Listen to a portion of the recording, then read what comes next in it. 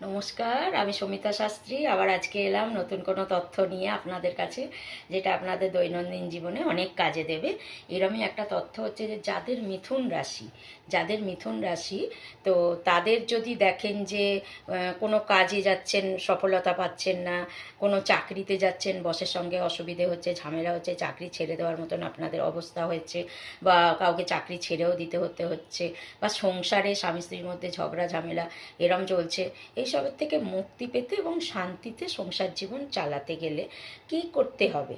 তো সেই ক্ষেত্রে আপনারা এইটা করতে পারেন যে কোনো দীপাবলির দিন বা কোনো ভালো দিন, যেদিন মা লক্ষ্মীর পূর্ণিমা আছে, মা লক্ষ্মীর পুজো হয়, ওই দিনে আপনারা কি করবেন, মানে একটা মন্ত্র আপনারা বলবেন। প্রথম কথা হচ্ছে যে প্রথমে আপনারা গণেশজির পুজো করবেন। গণেশজির চরণে আপনারা একটা গোটা হলুদ ছেঁকিয়ে নেবেন গণেশজির চরণে।